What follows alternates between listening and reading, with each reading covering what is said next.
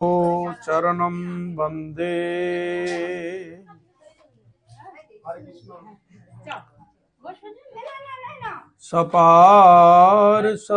सपार्षदशचीसुतम्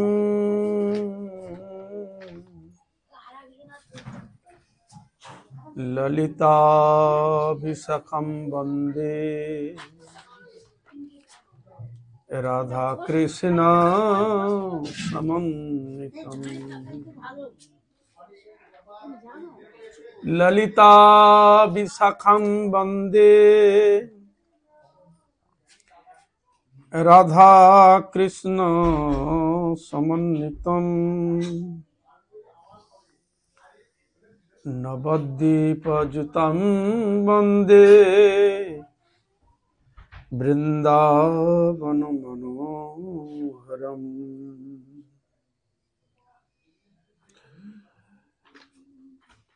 आजानुलम्बितभुजो कनकावदतो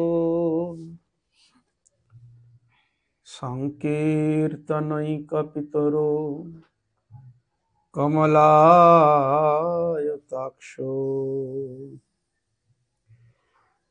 विश्वम्भरो द्विजवरो युगधर्मपालो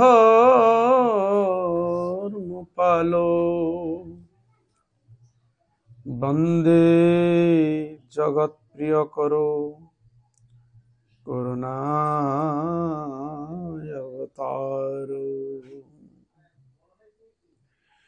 फुल्लेन्दीवरकान्तिं इन्दुवदनं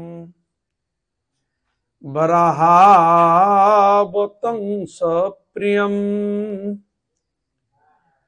श्रीवत्सङ्कमुदारं कौस्तुभधरं पीताम्बरं सुन्दरम् गोपीनां नयनपलार्चिततनु गोगोपसंहावृतं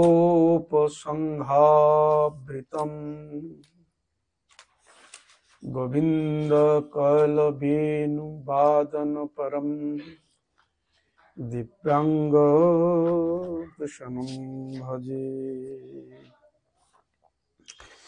मखेश्वरी क्रियेश्वरी सदेश्वरी सुरेश्वरी त्रिवेदो भारतेश्वरी प्रमाणो ससनेश्वरी रमेश्वरी खमेश्वरी प्रमोदो काननेश्वरी ब्रजेश्वरी ब्रजाधिपे श्रीराधिके नमस्तुते नाम राधिका वै तदीय प्रिया वै नमयनंत लीलाय देवाय तुभ्यं महाभाव स्वरूपितं कृष्ण प्रिया वरीयसी प्रेम भक्ति प्रदे देवी राधिकेत्तं नमम्यहम् भक्ता विहीनाय अपराध लक्ष्मी क्षिप्तास्तकमादितरंग मध्ये कृपामयि त्वां शरणं प्रपन्ना वृन्देन्मुस्ते चरणारविन्दम्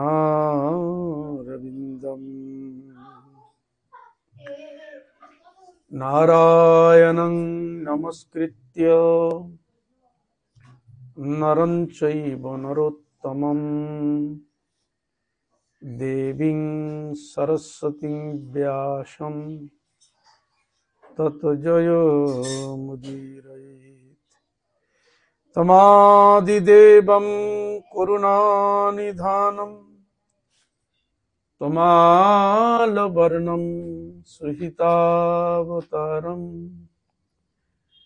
अपार संसार समुद्र सेतुं भजामहे श्रीहरिवासव्रतम् श्रीकृष्ण चैतन्य प्रभु नित्यानंद श्री अद्वैत गदाधर शिवासादि गौर भक्तवृंद। हरे कृष्ण कृष्ण कृष्ण हरे हरे, हरे राम राम राम हरे हरे। हरि ओम शांति, हरि ओम शांति, हरि ओम शांति।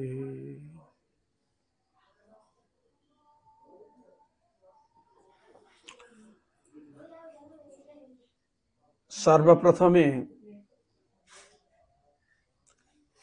अस्मदीय गुरुपाद पद्म परमार्चनीय नित्य स्मरणीय नित्य चिंतनीय भगवत पार्षद प्रवर प्रेम भक्ति मंदाकिनी राजहंस जगद्गुरु नित्यलीला प्रविष्ट विष्णुपाद अष्टोत्तर शतश्री श्री श्रीमद् भक्ति वेदांत शिल बामन गोस्वामी महाराज पाठक गोस्वामी महाराज गुरुद्वयर श्री चरण कमलीय धमेर भक्तिपूर्ण अनंत अनंत कोटि षष्टम दंडवत नाम पूर्वक ताहार अहैत कृपा आशीर्वाद प्रार्थना करी। जगद्गुरु शिल भक्ति प्रज्ञान केशव गोस्वामी ठाकुर ऑल गौड़ीय मठेर प्रतिष्ठाता शिल भक्ति सिद्धांत सरस्वती गोस्वामी ठाकुर प्रभुपाद सपरिकर गौर नित्यानंद प्रभु सपार्षद राधा विनोद बिहारी जो भगवद अवतार जीवगण तदीय परिकर बिंद श्याम कुंड राधा कुंड सर्वाभिष्ट प्रदाता गिरिराज महाराज गंगा जमुना तुलसी महारानी भक्ति देवी भक्ति शास्त्र जो चरण कमलीय धमे भक्तिपूर्ण अनंत अनंत कोटि षष्टम दंडवत प्रणाम पूर्वक ताहादेर अहैत कृपा आशीर्वाद प्रार्थना करी। परम पूजनीय वैष्णव वृंद उपस्थित मातृवृंदा भक्तवृंद सकलेर चरणे आमार यथायोग्य दंडवत प्रणति ज्ञापन पूर्वक आपनादेर अहैत कृपा आशीर्वाद प्रार्थना करी। आपनारा कृपा करुन आशीर्वाद करुन যেন নিত্যকাল হরিগুরু বৈষ্ণবের মহিমা গুণগান কীর্তন করে আমার নরাধম পাপিষ্ট জনকে যেন আমি ধন্য করতে পারি। হইয়াছেন হইবেন প্রভুর যত দাস সবার চরণ বন্দ দন্তে করি। সবাই বলুন হরে কৃষ্ণ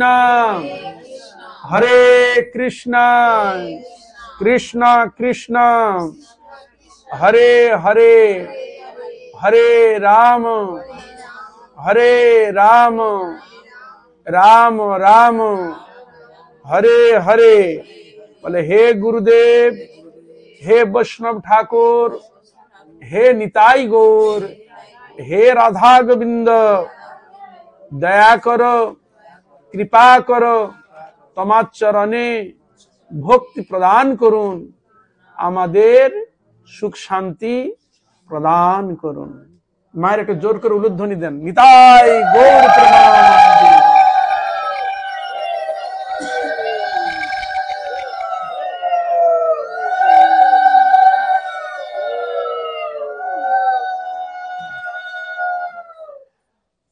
আজকে হচ্ছে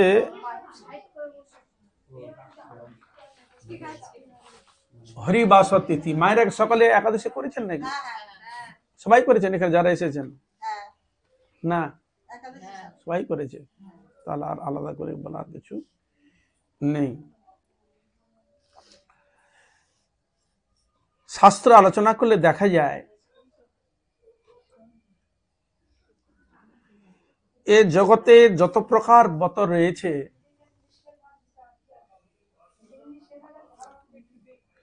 সকল ব্রতের শিরোমণি একাদশী ব্রত। শ্রীমান চৈতন্য মহাপ্রভু তিনি বলছিলেন যে সর্বব্রত শিরোমণি শ্রীহরি বা সরে জানি। সর্বব্রত শিরোমণি মানে কি? শিরোমণি মুকুট, মাথায় মুকুটের মধ্যে কি থাকে? মণি, মুক্তা। কার উপর থাকে? চূড়া, মাথার উপর। আবার সেই চূড়ার উপর আবার বিরাজমান করছে শিখরে কে? মণি, মুক্তা আদি। ঠিক তদ্রূপ জগতে যত প্রকার ব্রত রয়েছে সকল ব্রতের শ্রেষ্ঠ ব্রত বলা হয়েছে একাদশী। এখন প্রশ্ন আসতে পারে কেন? কারণটা কি? অনেক তো ব্রত রয়েছে, আবার এই একাদশী ব্রতকে শ্রেষ্ঠ ব্রত কেন বলা হয়েছে? এখানে শব্দটি রয়েছে হরিবাসর। হরি শব্দে কাকে বুঝায়? ভগবানের এক নাম হরি। পাপম হরতি ইতি হরি। পাপকে যিনি হরণ করেন তার নাম হরি। বাসর শব্দের অর্থ কি? দিন। হরি বাসর, বাসর শব্দের অর্থ হচ্ছে দিন। কিসের দিন? হরের দিন, মানে হরির দিন। এ হলো হরি বাসর। তাহলে আমরা এই হরি পিতার্থে, বাসর মানে দিন, কি করব? ব্রত। ব্রত শব্দে কি বুঝায়? কি বুঝাতে পারে? ব্রত শব্দে তপস্যা বুঝায়। ব্রত শব্দে আবার ভগবানের প্রীতি বিধানকেও বুঝায়। তাহলে আমরা ব্রত কেন করব? না হরির পিত্তার্থে। প্রীতি মানে যে ব্রত, যে উপবাস আদি করলে, আর আরেকটি নাম হচ্ছে উপবাস। হরিব্রত উপবাস। উপ মানে সমীপে বা নিকটে, বসতি, বাস করা। আপনি যদি হরি নাম করেন, হরি কীর্তন করেন, কোথায় করবেন? নির্দিষ্ট তুলসী তলায়, ভগবানের মূর্তির সামনে বসে বা আলেখ্যর সামনে বসে বা নির্দিষ্ট একটি স্থানে বসে ভগবানের গুণগান কীর্তন করা। তাহলে ভগবান গুণগান কীর্তন যদি করেন, তাহলে যেই হরি, যেই কৃষ্ণ, যেই গোবিন্দের যে আমরা যত প্রকার নাম শুনি, সব নাম ব্রত কীর্তন আদি করা। আর সমীপে ভগবত তুলসী সমীপে বা ভগবানের সমীপে বসে কীর্তন করা। তা ওই দিন তাহলে কি করবে? না ভগবানের নাম গুণগান কীর্তন করবে। কার প্রীতার্থে? ভগবত প্রীতি বিধানে, ভগবানের প্রীতার্থে। তার এই হরিবাসর ব্রত ভগবানের প্রীতিবিধানের কথা এত উল্লিখিত কেন হলো? উল্লিখিত কেন হলো? না মানুষ, আমরা, আমাদের মধ্যে এমন কিছু জিনিস রয়েছে যে জিনিসগুলো ভগবত ভজনের অনুকূল নয়, প্রতিকূল। উদাহরণস্বরূপ, আমাদের শরীরের মধ্যে যেসব বস্তুগুলো রয়েছে, জঙ্গলে যেন বাঘ, সিংহ, হাতি, গন্ডার, হিংস্র যেমন প্রাণী বাস করে, সেরকম আমাদের শরীরের মধ্যে 6টা হিংস্র প্রাণী বাস করেছে, যারা আমাকে হরি ভজন, হরি আরাধনা, হরি সাধন করতে সহজে দেয় না। যে 6টি বস্তু কি? কাম, ক্রোধ, লোভ, মোহ, মদ, মাৎসর্য। এই 6টার শাস্ত্রের দৃষ্টান্তে দেখা যায়, বলছো মানুষের কেউ শত্রু নেই, তাহলে দেখছো হিংসা হয়, তর্ক হয়, ঝগড়া হয়। বলে কেন?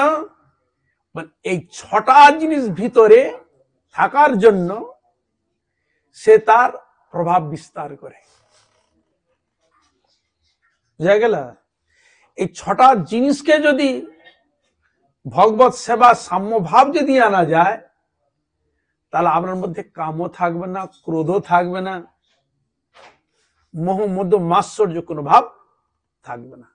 কারা তুলছে? ওরাও তুলছে। এবং যে বস্তুগুলো আমরা গ্রহণ করি, সেসব বস্তুগুলো আমাদের সাধন ভজনের প্রতিকূলে, অনুকূলে নয়। সে জিনিসগুলো এত ক্ষমতাশালী, সে আহার বিহার গুলো যেগুলো আমরা করি, তখন ওই সব ইন্দ্রিয়গুলো অত্যন্ত প্রভাবান্বিত হয়ে যায়, মানে অত্যন্ত ক্ষমতাশালী হয়ে যায়। তাহলে আপনি কি করে ভজনটা করবেন বলুন তো? মনটা বসবে তবে তো ভজনটা করবেন। কে হরে কৃষ্ণ, মনটা লাগলে তবে তো ভজনটা করবেন, তাহলে ভজনটা করবেন কি করে? আপনাকে আনতে দিচ্ছে না সাধন ভজনে এই 6টা জিনিস।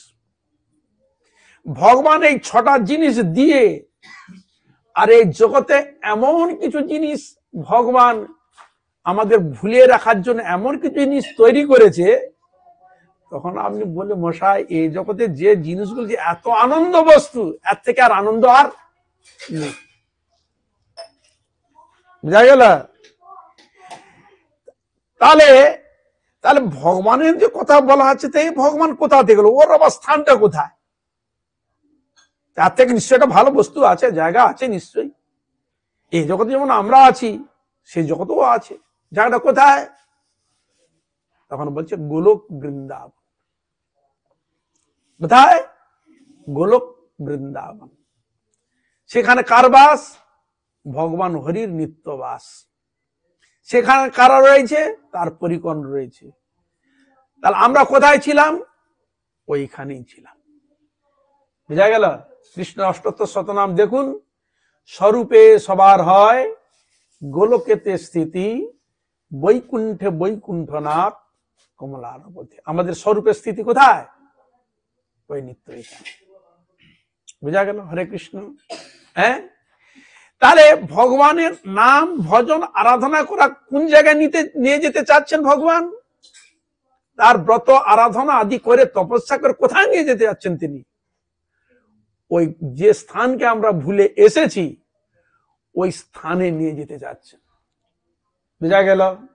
তাহলে এইসব জিনিসগুলো আমাদের কাছে এত বাধা সৃষ্টি হয়ে যায়, এই জন্য আমরা হরি দিকে মনোনিবেশ করতে পারি না। বুঝা গেল? এখন প্রশ্ন আসে, তাহলে ব্রত কথা কেন এলো? তা শুধু পিত্তার্থে, আর কি তার কোনো কাজ নেই, কোনো ছিল না? বলে হ্যাঁ ছিল। কি না, ভগবান একটা জিনিস সৃষ্টি করেছেন, প্রত্যেকটি জীবের মধ্যে রয়েছে, যেটাকে আমরা বলা স্বতন্ত্র বিবেক। ভগবান কিন্তু আপনার বিচার বিবেচনা বিবেকের উপর তিনি হস্তক্ষেপ করেন না। প্রশ্ন, কেন করেন না? না, ভগবান আমাদের সেরকম চোখ, মুখ, বিবেক, বুদ্ধি, ভগবানের মুখ নিঃসৃত বাণী, গীতা, ভাগবত, বেদ আদি শাস্ত্র ভগবান সব দিয়ে দিয়েছে। বুঝা গেল? হরে কৃষ্ণ। মানে সেরকম জ্ঞানী গুণী করে পাঠিয়েছে, যেটা তুমি কোনটা ভালো কোনটা মন্দ, তুমি সেটা জেনে বুঝে ঠিকভাবে পরিচালিত হতে পারবে। বুঝা গেল? হরে কৃষ্ণ। কিন্তু ভগবান যে দিলেন, স্বতন্ত্র দিলেন, বিচার বিবেচনা করে যে আমরা চলবো, কিন্তু দেখা গেল আমরা তার উল্টো বিচারে চললাম। বুঝা গেল? হরে কৃষ্ণ। উল্টো বিচারে চললাম। এমন উল্টো বিচারে চললাম যে ভগবানের দিকে মুখ ঘুরানো দূরের কথা, ধীরে ধীরে ধীরে ধীরে আমরা জড় জগতের প্রতি মনকে এমন নিবিষ্ট করে দিলাম যে হরি ভজন হরি আরাধনা যে করতে হবে এই বিবেক আমাদের মধ্যে এখনো জাগে নাই। বোঝা গেল? তাহলে ভগবান এসব জিনিস যখন দিল, জ্ঞান বুদ্ধি বিচার বিবেচনা দিয়েও যখন দেখল উল্টো পাল্টা করছে, তখন ভগবান একটু শাসন বানিয়ে নিয়ে এলেন। শাসন এমন ভাবে শাসন নিয়ম ব্যবস্থা করলেন যে এইটা তোমাকে অবশ্যই করতেই হবে, এইটা যে তুমি যদি না মানো কিন্তু তার সাজা তোমাকে অবশ্যই পেতে হবে। বোঝা গেল? হরে কৃষ্ণ। সংবিধান নিয়ে এলেন। কি নিয়ে এলেন কন্ট্রোল করার জন্য? না, পাপ পুরুষকে তিনি তৈরি করলেন। পাপ, এই জগতে যত প্রকার পাপ রয়েছে, পিতৃহত্যা, মাতৃহত্যা, ভ্রূণ হত্যা, গো হত্যা থেকে আরম্ভ করে যত প্রকার উৎকট পাপ রয়েছে, সেই সব পাপকে দিয়ে একটা পাপ পুরুষ তৈরি করলেন। বোঝা গেল? হরে কৃষ্ণ। পাপ পুরুষ তৈরি করলেন। তৈরি করে কি করা হলো না, আমার যে ব্রত আদি যেগুলো রয়েছে, এই ব্রত তো যদি তারা না করে, তার ওরা তো অন্য কোনো জিনিস গ্রহণ করবে। জগতে যখন আছে তার তো কিছু খাবে, আহার তো গ্রহণ করবে। কলিযুগের মানুষের সর্বশ্রেষ্ঠ আহার কি? অন্নাহার, অন্নগত প্রাণ বলা হয়েছে না? হ্যাঁ, তা ভগবান আর কোন দ্রব্য পেলে না, এইটাকে দেখলেন। কেন? কলিযুগের মানুষ অন্নগত প্রাণ, ওরা না খেয়ে থাকতে পারবে না। তবে এমন জায়গায় অ্যাটাক করতে আরম্ভ করলেন যে দেখো, একাদশী ব্রত যিনি না করবেন, একাদশী তাকে কিন্তু এই পাপ ভোজন অবশ্যই করতে হবে।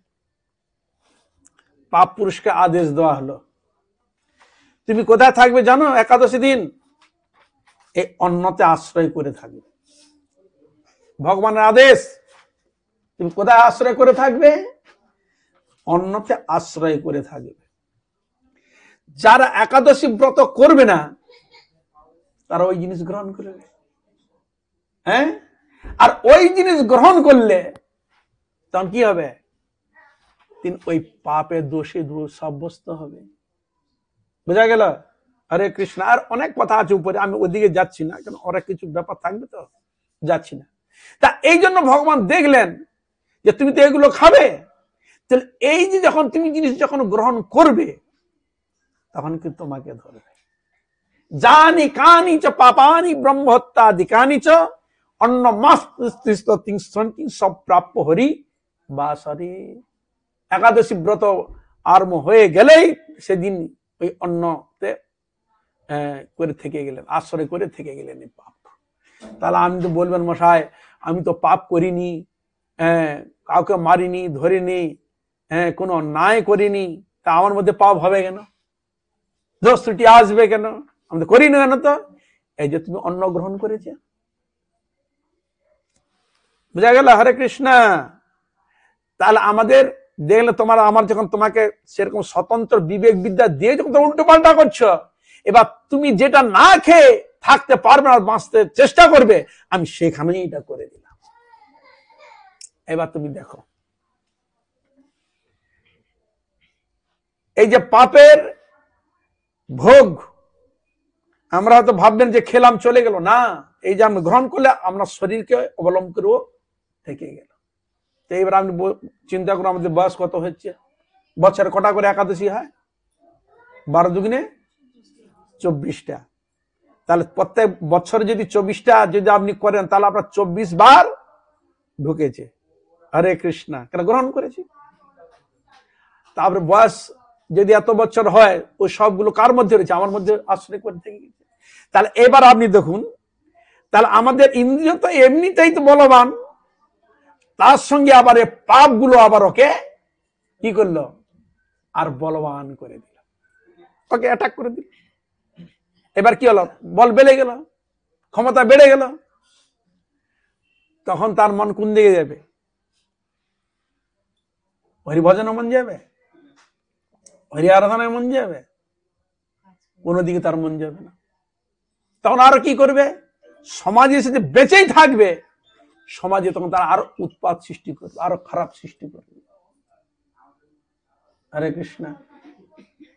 তা এই জন্য ভগবান তিনি এই জিনিসটা এইভাবে তৈরি করলেন। কিসের জন্য? মানুষকে কন্ট্রোল করার জন্য। দেখুন, আমরা যদি সেরকম যদি খুব ভালো হতাম, তাহলে আমাদের পুলিশ প্রশাসনের কোনো দরকার হতো না। হতো কি?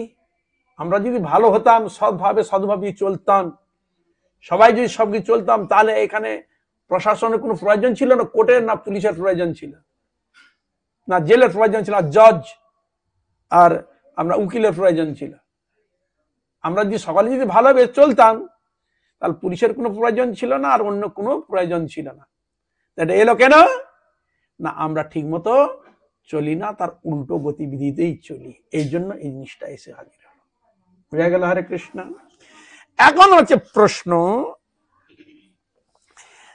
তাহলে এই হরিবাসব ব্রতকে এই জন্য এখানে আরো শক্তপোক্ত করে ধরে দিলেন। তুমি যে একাদশী ব্রত যদি না করো, আর অন্যান্য তুমি অনেক পুণ্য সঞ্চয় করেছো, অনেক সাধন করেছো, বহু কিছু করেছো, কিন্তু তুমি একাদশীর মানকে ভঙ্গ করার জন্য ওই যা কিছু করেছো ও সব বিফলে চলে যাবে, তুমি তার কোনো ফল পাবে না। হরে কৃষ্ণ। বুঝলেন? আপনি যা করেছেন সাধন, যা কিছু করেছেন পুণ্য আদি অর্জন, একাদশী চরণে অপরাধ হেতু, ভগবত বাণীকে না মানা হেতু আপনি যা কিছু করবেন সবটা বিফল হয়ে যাবে। তাহলে আপনি তো কিছু না কিছু করার চেষ্টা করবেন। তাহলে আমি যদি দেখেন এটা না করার জন্য যে আমার সব চলে গেল বেকার, তাহলে আপনি কি করবেন? করতে বাধ্য হবেন কিনা বলুন? হ্যাঁ, তাহলে প্রশ্ন, ভগবান কার জন্য করছে? আমাদের মঙ্গলের জন্য। আমরা যদি ভগবানকে না বুঝে না জেনে যদি তার উপর নানা রকম কটূক্তি, নানা রকম ভাবনা নিই, সেটা ক্ষতিটা কার? আমার ক্ষতি। বুঝা গেল? হরে কৃষ্ণ। তা এই জন্য শাস্ত্র একটি এমন জিনিস, একাদশীর কথা এত মহিমা দেওয়া হয়েছে যে ব্রত তোমাকে অবশ্যই ব্রত পালন করতে হবে। যারা সনাতনী অবশ্যই প্রয়োজন করতেই হবে। যারা মানে গীতা ভাগবত আদি শাস্ত্র, অবশ্যই তাকে ব্রত পালন করতে হবে। যদি না করো তাহলে খারাপ।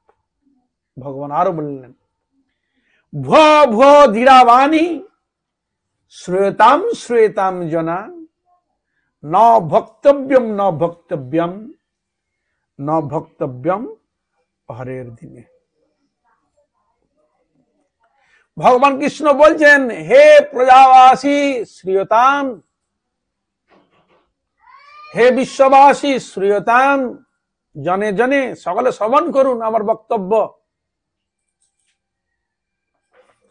ন ভক্তব্যম কবার বলছেন? ত্রিসত্য।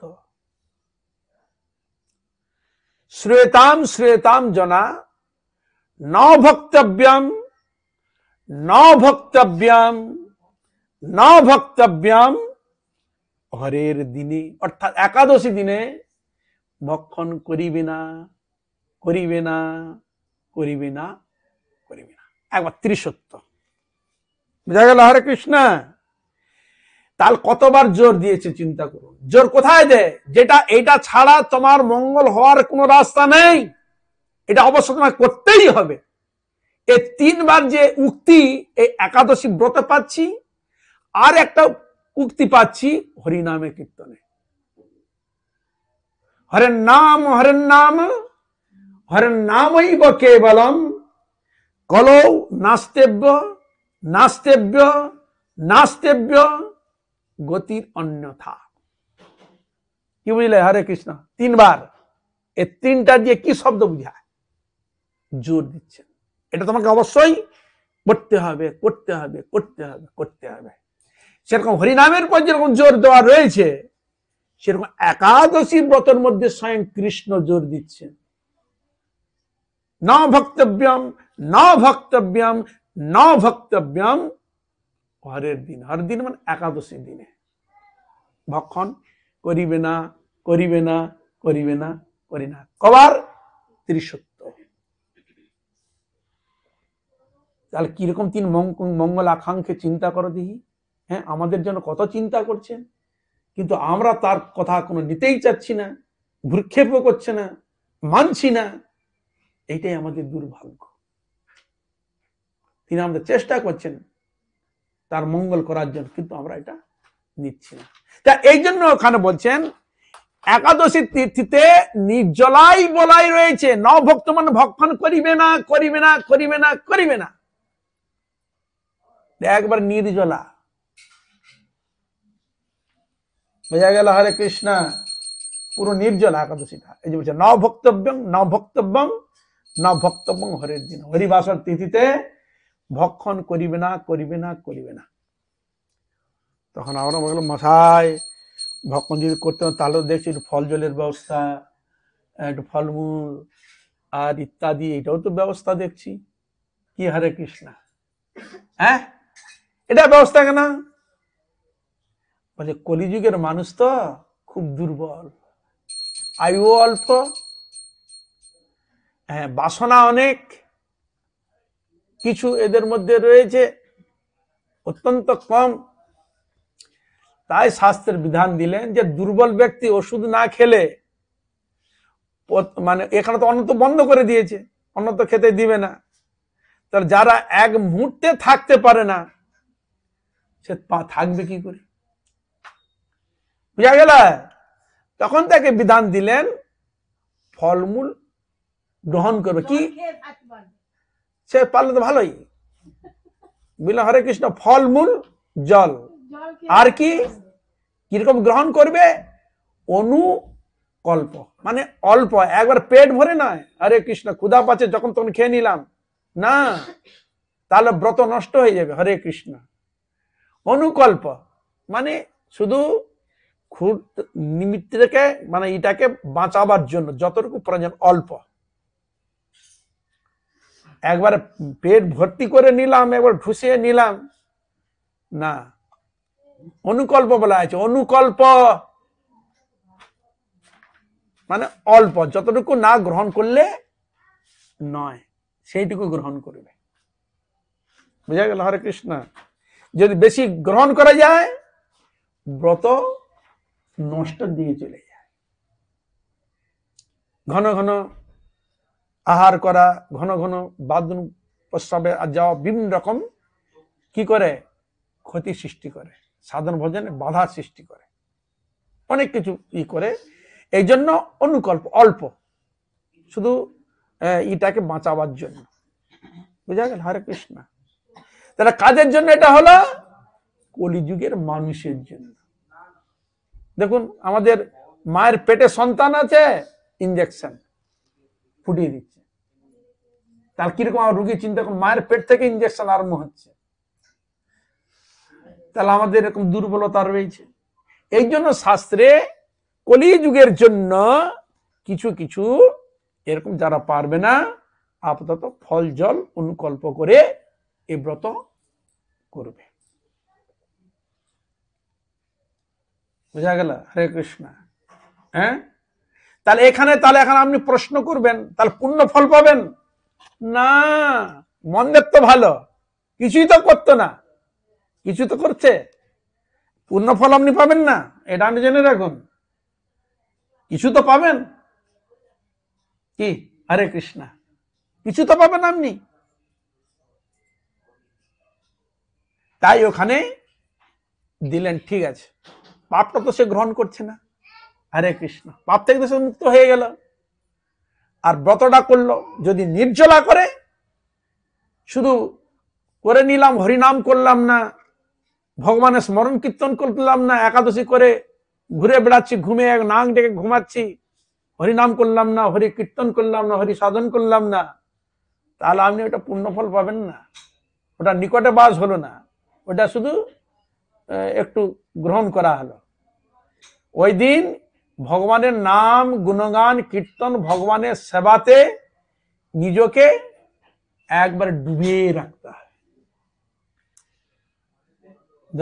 করেছি বলে শুয়ে পড়লাম, ঘুমিয়ে গেলাম, ঘন্টা পর ঘন্টা এটা ওটা করে সময় কাটিয়ে দিলাম, তাহলে আপনি পুণ্যফল পাবেন না। আপনাকে ভগবানের নাম গুণগান কীর্তন সেবা আদি করতে হবে, সৎসঙ্গ করতে হবে, শ্রবণ করতে হবে, হরিনাম করতে হবে, বেশি করে করতে হবে। অন্যান্য যা করেছেন আপনাকে বেশি করে করতে হবে, তবে আপনি ফল পাবেন। নাচে আপনি পাবেন না, পাবে অল্প। ভগবান দেখলে কিছু তো করেছে আমার জন্য, যা পূর্ণ ফল পাবেন না। কিন্তু নির্জলা যদি করা যায়, ঠিক মতো যদি সাধন ভজন করা যায়, তাহলে ভগবান তাকে 16 আনা দিবেন। আমি ভগবানকে কতটা ভক্তি করছেন, কিভাবে তাকে ডাকছেন, তার জন্য কতটা কি করছেন, ভগবান তো তিনি অন্তর্যামী রূপে তো সব দেখছেন। তাকে কিছু বলতে হবে না, লোককে দেখিয়ে বলার কোনো প্রয়োজন নেই, তিনি তো করছেন, এটি জানতে পারবে ভগবান তিনি অন্তর্যামী সূত্রে। তা এই জন্য শাস্ত্রে আরো নির্দিষ্ট রয়েছে, এমন ব্যক্তি আছে যে ওষুধ না খেলে থাকতে পারবে না। ঔষধ একদিন যদি ওষুধ না খায় সে থাকতে পারবে না। সেখানে এটাও বর্ণন দেওয়া আছে, ব্রত হলেও এরকম দুর্বল ব্যক্তি যদি না খেয়ে থাকতে পারবে না, ওষুধ না হলে, তিনি ওষুধ গ্রহণ করলেও তার ব্রত নষ্ট হবে না। নিতাই গৌর প্রেমানন্দে, এটাও বিধান দেওয়া রয়েছে শাস্ত্রে। কাদের জন্য? দুর্বলের জন্য। এখন আপনি যদি সবল ব্যক্তি যে দুর্বলের অভিনয় করেন, কি হরে কৃষ্ণা, সবল ব্যক্তি পারবেন আপনি, কিন্তু আপনি যদি অভিনয় করেন আমিও দুর্বল, তাহলে কি হবে? সেটা চালাকি করা হলো কিনা? হ্যাঁ, তাহলে তা যাই হোক, তা এই হলো কথা। যতটুকু আপনারা পারবেন এইটুকু বিশ্বাস রাখবেন। আরে 16 আনা না পারি, 12 আনা তো পাবো, বা 10 আনা তো পাবো, তবু তো মন্দের তো কিছু তো করছি, এটা তো পাওয়া যাবে। কি হরে কৃষ্ণা, এটা তো ধরে রাখবেন। তাই ভগবান এত কৃপালু, আমাদের এরকম অবস্থা দেখে সেখানে তিনি অনুকল্পের ব্যবস্থা রাখলেন। তাই ব্রত মানে শুধু কলিযুগে হচ্ছে বলছে না, এ ব্রত যুগ উপযোগী। সত্য, ত্রেতা, দাপর, কলি, প্রত্যেক যুগে একাদশী ব্রত পালন করেছে। শুধু আমাদের কলিযুগে আমাদের জন্য ব্রত না, এটা 4 যুগেই হয়েছে। একটু হচ্ছে চক্রবত, ঘুরে ঘুরে ঘুরে ঘুরে আসছে। এমনকি মুনি ঋষিগণ তার তো পালন করেছে, ভক্তরা পালন করেছেই, স্বয়ং ভগবানও ব্রত পালন করছেন। হরে কৃষ্ণ, স্বয়ং ভগবান তিনি আবার কাকে পাওয়ার জন্য ব্রত পালন করবেন? হরে কৃষ্ণ, কেন করছেন? ভগবান তিনি দেখলেন আমি যদি না করি না, ওরা করবে না। এই জন্য বলে নিজে আচরি ধর্ম জীবের শেখায়, আপনি না কইলে ধর্ম শেখানো না যায়। এই জন্য আমি যদি না পালন করি, তারা আর কেউ করবে না। আমার সাথে তুমি তো এসেছি, তুমি তো করলে না, তো দেখালে না। তাই ভগবান নিজে আচরণ করে তিনি জগৎকে শিক্ষা দিচ্ছেন। তার এর থেকে এইবার আপনি বলুন, এর থেকে বন্ধু কে আছে বলুন তো? আমি জানি না, বুঝি না, তিনি আমাদের কৃপা করার জন্য নিজে তিনি আচরণ করে আমাদের শিক্ষা প্রদান করছেন। তাহলে এর থেকে আর কেউ পরম বন্ধু আছে? কল্পনা করা যায়? তাই ভগবান শ্রীকৃষ্ণ তিনিও ব্রত পালন করেছেন, রামচন্দ্র ব্রত পালন করেছেন, চৈতন্য মহাপ্রভু তো করেছেনই, অন্যান্য যুগেও এসব ব্রত পালন হয়েছে। তাই ভগবান চৈতন্য মহাপ্রভু তিনি দেখলেন এসে যে এসব ব্রতগুলো যারা করত ঠিক ঠিক মতো করতো না। একাদশী দিনে যেগুলো গ্রহণ করা নিষেধ ছিল তারা সেই সব জিনিসগুলো গ্রহণ করত। আটা, ময়দা, লুচি লুচি করে ডাল ইত্যাদি গ্রহণ করত।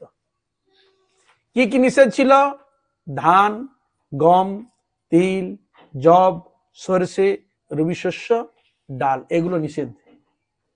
বুঝা গেল? হরে কৃষ্ণ। হ্যাঁ, তা আগে যারা করত তারা ওই আটা রুটি খেয়ে তারা করত এইসব ব্রতগুলো। ডালের ছক্কা, কুমড়োর ছক্কা, হ্যাঁ, আর লুচি করে, পরোটা করে, এরকম তারা খেত। এখন যে দেশে এটা ছিল কৃষ্ণ দ্বৈপায়ন বেদব্যাস যেখানে করেছে সেখানে লোক তো অতটা অন্ন খায় না, ওরা তো রুটি খায়। রুটি, গম জাতীয় জিনিস ওরা গ্রহণ করে। ইউপি দিকে যান, ওরা অন্ন খুব কম খায়, হয়তো সপ্তাহে, কারো বাড়ি সপ্তাহে একদিন, কারো মাসে একদিন, ওরা সব দিন অন্ন খায় না। ওদের খাওয়াটা হচ্ছে রুটি আদি। তার ওই জন্য এখানে ধান, গম, তিল, জব, সরিষা, রবি শস্য, ডাল, এগুলো নিষেধ করা হয়েছে শাস্ত্রে। হরে কৃষ্ণ। তার এই জন্য শ্রীলা কৃষ্ণ দ্বৈপায়ন বেদব্যাস ভগবানের এই ব্রত কথা সম্বন্ধে শাস্ত্রে ব্যক্ত করলেন। আর চৈতন্য মহাপ্রভু দেখলেন যে এইরকম পরিবেশ চলছে, কিন্তু ওদিকে তো শোধন করতে হবে। সবাই তো জানে না। আমরা তো বিভিন্ন জায়গাতে প্রচারে যাই, এরকম গ্রহণ করতো। আমাদের গৌড়ীয় মঠে যারা এরকম বিভিন্ন জায়গায় প্রচার করতে করতে করতে করতে তারা এখন ওই ফল জল খাওয়া ধরেছে। দেখো, তার ওই রুটি, এইসব জিনিসগুলো তারা খেত। জানে না তো সবাই, এগুলো পরম্পরা, সবাই তো আর সব জিনিস ঘাটে না। এইবার ধীরে ধীরে শোধন হয়েছে। তাই মহাপ্রভু দেখলেন এরকম পরিস্থিতি, তখন তিনি গোস্বামীদের বললেন, দেখো এই হরিব্রাসর ব্রত কথা বিশেষ ভাবে তোমরা প্রচার করো, আর বৈষ্ণব স্মৃতি শাস্ত্র তোমরা একটা প্রণয়ন করো। তাই মহাপ্রভু আদেশ করেছিলেন ছিল সনাতন গোস্বামীকে। তাই সনাতন গোস্বামী কর্চা তৈরি করেছিলেন। আবার ছিল গোপাল ভট্ট গোস্বামী সনাতন গোস্বামী সংযুক্ত হয়ে তিনি আমাদের একটি গ্রন্থ প্রণয়ন করলেন, যেটাকে বলে বৈষ্ণব স্মৃতি, যাকে বলা হয় হরিভক্তি বিলাস। এই গ্রন্থ মহাপ্রভু করলেন। আর মহাপ্রভু পরিকরগণ এই একাদশী ব্রত শুদ্ধভাবে বিশেষভাবে প্রচার করলেন। তাই আমাদের গুরুবর্গরা প্রায় বেলে যাকেই দেখা হয় বলে, আগে তুলসীতে জল দিবেন, একাদশী ব্রত করবেন, হরিনাম করবেন, সাত্বিক আহার বিহার করবেন, এই সঙ্গে সঙ্গে এই সব কথাগুলো উপদেশ আসতে আরম্ভ হয়ে যায়। হরে কৃষ্ণ। তুলসীতে জল দিবেন, একাদশী ব্রত পালন করবেন, হরিনাম করবেন, সাত্বিক আহার বিহার করবেন, এইভাবে তাদের উপদেশ এসে উপস্থিত হয়। তা যাই হোক, তাই চৈতন্য মহাপ্রভু এখন যে আমরা যে যতটুকু সাধন ভজন উন্নত হয়েছেন, সেটা মহাপ্রভু যদি না আসতেন তাহলে আমরা অন্ধকারেই পড়ে থাকতাম। মহাপ্রভু যে জগতে যে জিনিস দিয়ে গেছেন, কোন যুগে কোন ক্ষেত্রে সে জিনিস দেয় নাই। এই জন্য মহাপ্রভুকে বলা হয়েছে মহাবদান, নমো মহাবদান্নায় কৃষ্ণ প্রেম প্রদায়তে কৃষ্ণায় কৃষ্ণ চৈতন্য নামনে গৌরতিষে নমঃ। যে চৈতন্য মহাপ্রভু কৃষ্ণ প্রেম, একাদশী ব্রত আদি শিক্ষা জগতে প্রদান করে কৃষ্ণ প্রেম প্রাপ্তির জন্য ব্যবস্থা করেছিলেন, প্রচার প্রসার করেছিলেন, সেই চৈতন্য মহাপ্রভুকে আমি নমস্কার করি। এই হলো মহাপ্রভুর অবদান, বৈশিষ্ট্য এগুলো রয়েছে। একাদশী ক্ষেত্র বিশেষে বিভিন্ন সময় বিভিন্ন ক্ষেত্রে এইসব ব্রত উদযাপিত এবং প্রকাশিত হয়েছে। আজকে যে একাদশীর নাম কি একাদশী? উৎপন্না। বিভিন্ন সময় বিভিন্ন ক্ষেত্রে এরকম হয়েছে, উৎপন্ন হয়েছে। আজকে যেটা উৎপন্ন এটা আলাদা এক চ্যাপ্টার পাবেন। আবার এক একাদশীর উৎপন্নের কথা সেখানেও রয়েছে। ভগবান এক সময় তিনি জমালয়ে গিয়েছেন, যম মহারাজ তিনি দাঁড়িয়ে ভগবান গোবিন্দকে স্বাগতম করলেন, আসনে বসালেন, সেবা পূজা আদি করলেন। করার পর যমের দক্ষিণ দ্বার থেকে আওয়াজ করছে, বাঁচাও বাঁচাও বাঁচাও বাঁচাও। তখন ভগবান গোবিন্দ ইতস্তত হয়ে গেছে। তখন জিজ্ঞাসা করছেন, এ কারা চিৎকার করছে? আর প্রভু বলবেন না, এই জগতের মানুষ এমন যে যেরকম অন্যায় পাপ আদি করেছে তার সাজা পাচ্ছে, ওই জন্য চিৎকার করছে ওরা। ভগবান তখন তিনি দেখলেন যে আমি এসেছি, তারা কষ্ট পাচ্ছে, দেখে তো আসি। তাই ভগবান সেই যম যেখানে সাজা দিচ্ছেন সেখানে ভগবান গোবিন্দ গেলেন জমালয়। যেই ভগবান গিয়ে হাজির হয়ে গেছেন তখন সকালে ভগবান স্তুতি করছে, প্রভু পাপের যে এত সাজা, এত কষ্ট, তাহলে এরকম জানলে আমরা কোনোদিন করতাম না, স্বতন্ত্র ভাবে জীবনকে এরকম করতাম না। বোঝা গেল? হরে কৃষ্ণ। তখন স্বয়ং ভগবান তিনি বললেন, দেখো তোমাদের একটা ব্রত বলছে, এই ব্রত তুমি পালন করবে। এই ব্রত হচ্ছে আমারই এক স্বরূপ, আর এই ব্রত তোমরা যদি পালন করো তাহলে তোমরা যে নরকে যা রয়েছ এখান থেকে তোমরা উদ্ধার হয়ে তোমরা যথার্থভাবে মুক্তি লাভ করবে। তাই ভগবানের আদেশে ওই জমালয়ে যারা ছিল তারা স্বয়ং ব্রত পালন করে ওই নরক থেকে আবার পুনরায় তারা উঠে এসছে। তখন তাহারা কিভাবে উঠে এসছে সেটা বর্ণনা ওই পাপ পুরুষগুলো যারা ভোগ করেছিল তারা এসে বর্ণনা দিচ্ছে। হরে কৃষ্ণ। যারা ওইখান থেকে ব্রত আদি করে পালন করে ভগবানের কৃপাতে উঠে এসছে তখন ওরা বর্ণন দিচ্ছে, এই একাদশীর মহিমার বর্ণনা দিচ্ছে। তার আজকে আমরা এখন শ্রবণ করব যে উৎপন্না একাদশী কিভাবে উৎপন্ন হলো সে বিষয়ে। যাই হোক, তাহলে আমরা বুঝতে পারলেন একাদশী না করলে কিন্তু আমাদের ছাড় নাই। অন্যান্য কোনো ব্রত আদি করলে হয়তো বলবেন যে ঠাকুর এবার তো পারলাম না, আপনি আমাকে ক্ষমা করুন, যাতে ভালোভাবে করতে পারি অন্য এতে আমি কৃপা করুন, ভগবান তাকে ক্ষমা করে। কিন্তু একাদশী ব্রত যদি আপনি না করেন ভগবান কিন্তু আমাকে ক্ষমা করবে। এটা অবশ্যই করতে হবে। ব্রত ক্ষমা সেখানে বলছে অন্যান্য কিছু তার প্রায়শ্চিত্ত আছে, একাদশী ব্রত যদি না করে তারপর প্রায়শ্চিত্ত নাই, তাকে ক্ষমায় করা। কত কড়া শাসন চিন্তা করুন, অবশ্যই তাকে করতে হবে এই ব্রত। এত বড় কথা শাস্ত্রে।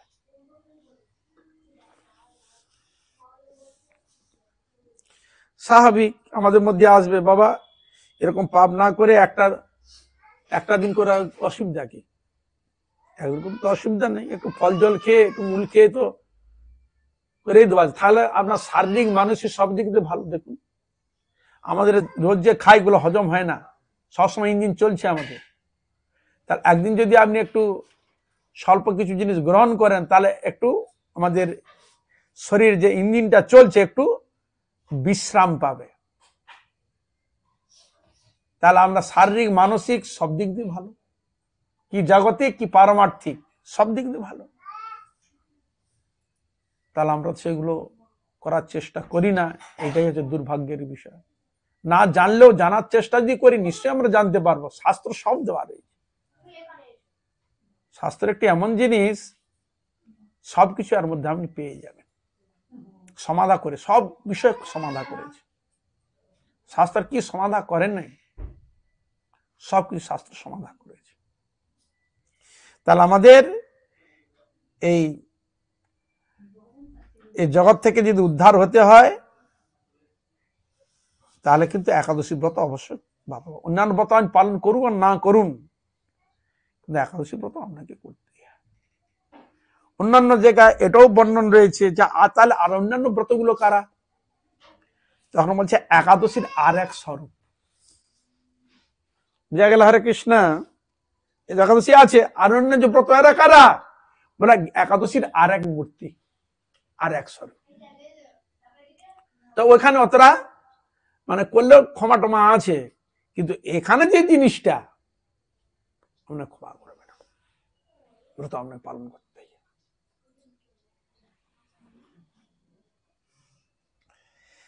আর এই একাদশীর কথা পদ্মপুরাণ, ব্রহ্মবৈবর্ত পুরাণ, অন্যান্য উপপুরাণে এর বিরাট বর্ণন দেওয়া রয়েছে। একাদশীর ব্রতর মাহাত্ম্যের কথা বর্ণন রয়েছে, বহু শাস্ত্রের বর্ণন দেওয়া রয়েছে। এক এক আশ্রম থেকে একাদশী ব্রতর, যাতে আমরা তো অতটা পড়াশোনা করে সব বের করা সম্ভব নয়, তারা বিভিন্ন শাস্ত্র থেকে এরকম ছোট এরকম গ্রন্থ করেছে, যেটা শুধু একাদশী সম্বন্ধে। আপনি এইটা পড়লেই একাদশী সম্বন্ধে আপনি জানতে পারবেন। পড়ার সময় তার কত সুবিধা করেছে তারা বলুন তো। এরকম বিভিন্ন থেকে তারা বের করেছে, যারা একাদশী ব্রত করে সেরকম বিভিন্ন রকম বিভিন্ন শাস্ত্রের তার কোটেশন গুলো সেখানে তুলে প্রমাণ দিচ্ছে শাস্ত্র।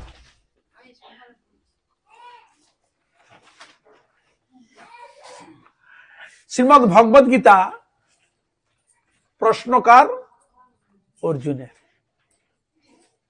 অর্জুন প্রশ্ন করছে কাদের হয়ে? আমাদের হয়ে। যেমন আমার সময় আমরা কথা বলতে না পারলে যে বলতে তাকে বলতে আমাদের হয়ে আপনি বলুন, আমরা সমর্থন করছি, বলে না? সেরকম অর্জুন আমাদের বদ্ধজীবের সকলের মঙ্গলের জন্য তার উপর ছেড়ে দেওয়া হয়েছে। আপনি ভগবানের কাছে প্রশ্ন করে কি করলে আমাদের মঙ্গল হবে, আপনি ব্যবস্থা করুন। তাই তিনি আমাদের মানুষের মধ্যে যত প্রকার প্রশ্ন হতে পারে, ভাবনা হতে পারে, চিন্তা ভাবনা হতে পারে, তাই অর্জুন প্রশ্ন করছেন আর ভগবান উত্তর দিচ্ছেন। তাই হলো মহাভারতের একটি চ্যাপ্টার যাকে বলা হয়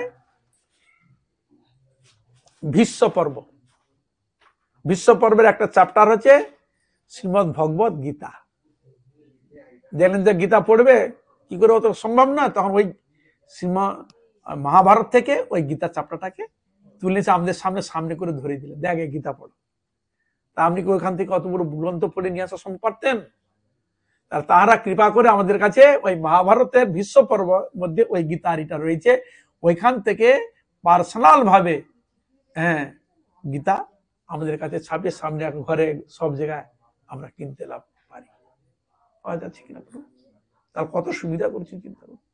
সেরকম যুধিষ্ঠির মহারাজ তিনিও আমাদের মঙ্গলের জন্য ভগবান কৃষ্ণের কাছে প্রশ্ন করছেন আর কৃষ্ণ উত্তর দিচ্ছে। এই একাদশী ব্রতটা কথা অর্জুন প্রশ্ন করছেন, যুধিষ্ঠির মহারাজ প্রশ্ন করছেন আর কৃষ্ণ উত্তর দিচ্ছেন। কি বলছেন এবার আমরা শুনব। উৎপন্ন একাদশী উৎপত্তির কথা। যুধিষ্ঠির বলিলেন, হে দেব,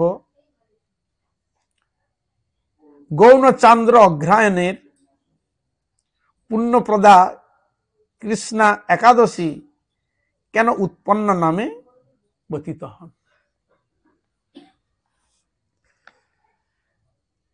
কি চলছে না? চন্দ্রমাস। আর কি চলছে? অগ্রহায়ণ মাস চলছে। আগে কিন্তু পূর্বে এখন যেন আমাদের এখন যেন বৈশাখ মাস আরম্ভ হচ্ছে, তো বৈশাখ জ্যৈষ্ঠ আসে, প্রথম হচ্ছে মাস বৈশাখ। তো আগে কিন্তু মাস যখন গণনা হতো অগ্রহায়ণ মাস থেকে গণনা হতো। এই জন্য এই মাসের নাম হলো অগ্রহায়ণ। অগ্রমান আগে, সকলের প্রথম, বৎসরের প্রথম মাস, অঘ্রাণ মাস, আগে এই বিচার হতো।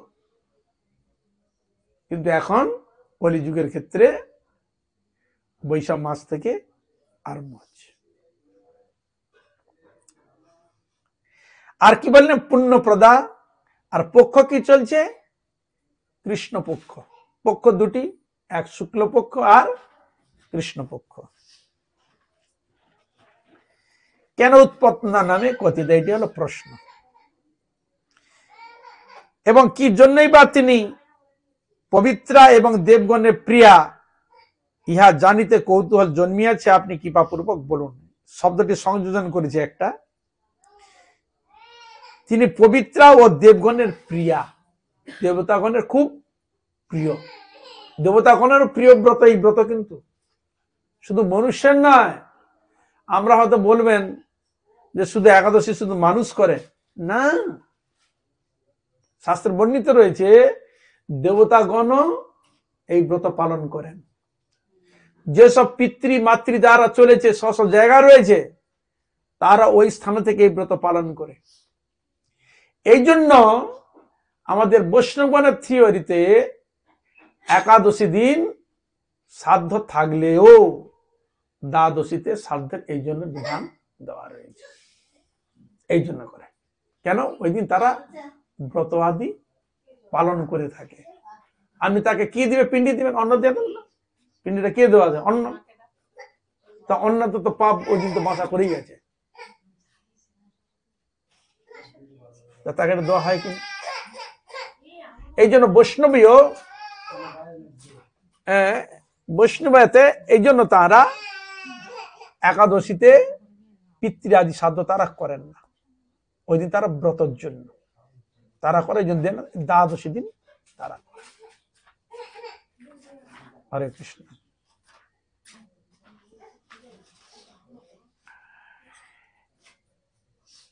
শ্রী ভগবান কহিলেন, হে পার্থ, পূর্বকালে সত্যযুগে মুরু নামে এক দানব ছিল। কোন যুগের কথা চলছে? সত্যযুগের কথা। তাহলে আমাদের কাছে সংশয় আছে? আমরা কোন যুগে বাস করছি? কোন যুগ? কলিযুগে, কনিষ্ঠ যুগ বাস করছি। তাহলে আমরা কোন যুগের কথা শুনছেন? কলিযুগের মানুষ হয়ে সত্য যুগের কথা শুনছেন। এটা জেনে রাখুন যে শুধু আমরা করেছি তা নয়, সত্য যুগেরও হয়েছে। এই জন্য এটা সত্য যুগের ঘটনা। মুর নামে এক দানব ছিল, এক দৈত্য। অদ্ভুত আকৃতি বিশিষ্ট সেই দানব, কোপন স্বভাব, অত্যন্ত রাগী, হিংস্র প্রভাব, অত্যন্ত রাগী। আর তার এক কোপ এমন, রাগ এমন, দেবতাগণ ভয়ে কাঁপত। দেবতাগণ ভয়ে কাঁপত। চিন্তা করুন তার কিরকম প্রভাবশালী। দেবতাগণ ভয়ে কাঁপছে, পালাচ্ছে তার ভয়ে, এরকম তার ক্ষমতাবান। বেশিরভাগ তারা ব্রহ্মার উপাসনা আদি তারা কিন্তু সাধন করে কিন্তু ওই শক্তি পেয়েছে, এমনি পায়নি ওই শক্তি। কিন্তু বর্তমান জগতে যদি আমরা চিন্তা করে দেখেন, এরকম অসুর বৃত্তি যদি তারা এরকম সাধনা করে শক্তি পায়, তাহলে আমরা যদি সাধন করি তাহলে আমরা কত শক্তি পেতাম বলুন তো? কি হরে কৃষ্ণা। তারা যদি দেখলো তাদের তো বাহুবল বেশি, সবকিছু করতে পারে, তারা দেখলো না একটা বল প্রয়োজন আছে, সাধনের প্রয়োজনে তারা সাধন করে বল বের করেছে। তাহলে আমরা কি চান না যে একটা বল পাই? ভগবানের ব্রত আদি করলে সে ঈশ্বর কর্তৃক একটা অপ্রাকৃত একটা শক্তি পায়, যে শক্তির দ্বারা সে ব্রত আদি করতে পারে, তার শরীর মন ভালো থাকবে, শান্তি লাভ করবে, সবকিছু অবশ্য পাওয়া যায়। তাই দেবতাগণের ভীতিপ্রদ ছিল। সে যুদ্ধে দেবতাবৃন্দ স্বর্গরাজ্য ইন্দ্রকে পর্যন্ত পরাজিত করিয়া স্বর্গ হইতে বিতাড়িত করিয়াছিল। দেখুন কিরকম স্বর্গে গিয়েছে। দেখুন এখানে থেকে তার তপস্যা করেছে, স্বর্গে কেউ যেতে পারে সহজে? চিন্তা করুন তা। স্বর্গে গিয়ে সেখানে তাড়া করেছে। দেবতাগণকে তাড়া করে তার ওই আসনে গিয়ে বসেছে, বিতাড়িত করে। তার কিরকম ক্ষমতাবান চিন্তা করুন। আপনারা আমরা যেতে পারবো এই স্থানে? সম্ভব হয়? বলে এখানে করছে বা মরে গেলে কোথায় যাবি? স্বর্গে যাবি। বলে না, কখনো বলে মরে যাবি, বেঁচে যেতে পারবি না। হরে কৃষ্ণ। দান দান কিছু কর, হ্যাঁ, করলে মরলে স্বর্গে যাবি, বলে কিনা? হ্যাঁ, আর এরা কোন দেহতে যাচ্ছে? এই আসুরিক দেহতে তপস্যা করছে, তপস্যা বলে স্বর্গে যাচ্ছে। মুনি ঋষিগণও যেতেন, যেমন নারদ মুনি। স্বর্গ মর্ত পাতাল সব জায়গায় সে পরিভ্রমণ করছে। কার প্রভাবে? কিসের প্রভাবে? তপস্যার পর ভগবানের কৃপার বলে। মুনি ঋষিগণ যাচ্ছেন সবাই দেহ, তাদেরকে মরে যেতে হয় না, দেহ পালট করে যেতে হয় না। এই শরীরে স্বর্গ মর্ত পাতাল সব জায়গায় তারা বিচরণ করে। তার কিরকম ক্ষমতা পেয়েছে চিন্তা করুন। আমরা গুলো এই বিজ্ঞানকে রিসার্চ করি না, ওইগুলোকে করি না। যারা করে ঠিক তারা চলে যায়। এখনো হিমালয়ের এমন কিছু কিছু স্থান আছে যেখানে বিজ্ঞান সেখানে এখনো প্রবেশ করতে পারে নাই। জয় গেল হরে কৃষ্ণ। সেখানে যাওয়া আসার রাস্তা নাই। বড় বড় তপস্বীগণ তারা তপস্যার বলে এ পাহাড় থেকে ও পাহাড়, ও পাহাড়, ও পাহাড় ইচ্ছা অনুরূপ তারা পরিভ্রমণ করছেন। হরে কৃষ্ণ। আমাদের সকলের চোখের অলক্ষ্যে কোনো কোনো সময় মহাভাগ্যবান ক্ষেত্রে দেখা দেয়। এমনও স্থান আছে হিমালয়ে যেগুলো আমরা সহজে তার জানি না। এখন আছে।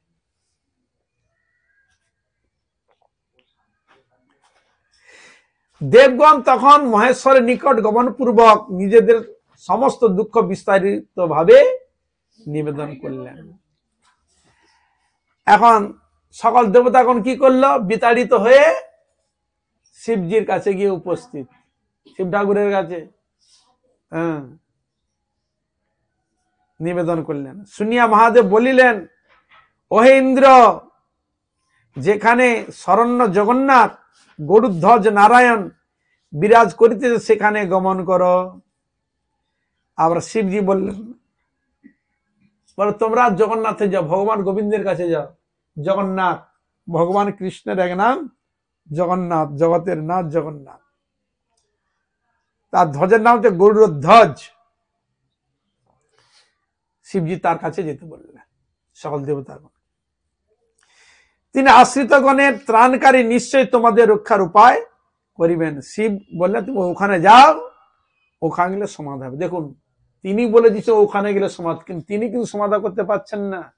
এখানে শিবও পাচ্ছে না সমাধা করতে, আর ব্রহ্মাও পাচ্ছে না সমাধা করতে। হরে কৃষ্ণ। সমাধা করার জন্য কার কাছে? ভগবানের কাছে পাঠাচ্ছে, ওখানে যা। মহাদেব বাক্য শুনিয়া ইন্দ্র দেবতা গণ সহ ক্ষীর সিন্ধু তীরে গমন করিলেন। কোথায় গেলেন? ক্ষীর সমুদ্র। এই ক্ষীর সমুদ্রে তিনি থাকেন বলে তার এক নাম হচ্ছে ক্ষীরোদকশাহী মহাবিষ্ণু। তিনজন বিষ্ণু রয়েছে, ক্ষীরাদিশাহী মহাবিষ্ণু, গর্ভশাহী মহাবিষ্ণু আর কারণশাহী মহাবিষ্ণু। তার ইনি কোন সমুদ্রে যাচ্ছে? ক্ষীর সমুদ্রে। ক্ষীর মানে দুধ, দুধ সমুদ্র। হরে কৃষ্ণ। দেখো এখানে আমাদের গায়ে ধুয়ে দুধ বের করেন তো, আর ওখানে ক্ষীর সমুদ্রে তিনি রয়েছে, দুগ্ধ সমুদ্র। তাহলে তার দুধের অভাব? চিন্তা করুন। হরে কৃষ্ণ।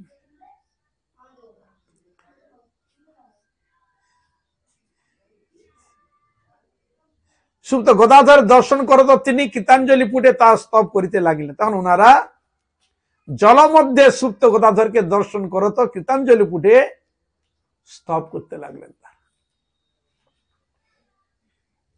শান্তাকারং ভুজগ শয়নম পদ্মনাভম সুরেশম বিশ্বাধারম গগন সদৃশম মেঘবর্ণম শুভঙ্গম লক্ষ্মীকান্তং কমলনয়নম যোগীভির্ধ্যানগম্যম বন্দে বিষ্ণু ভবহরণম সর্বলোকৈক নাথম।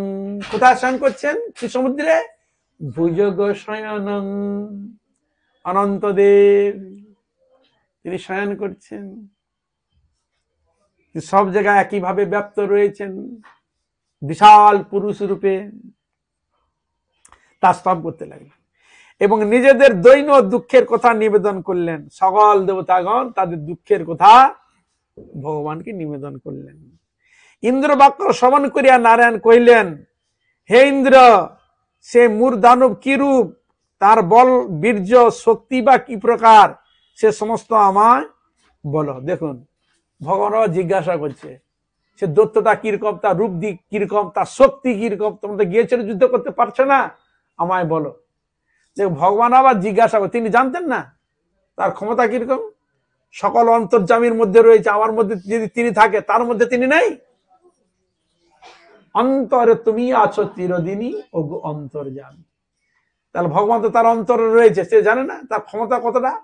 তথাপি তিনি কৃপা পরবশ হয়ে পুনরায় আবার জিজ্ঞাসা করলেন।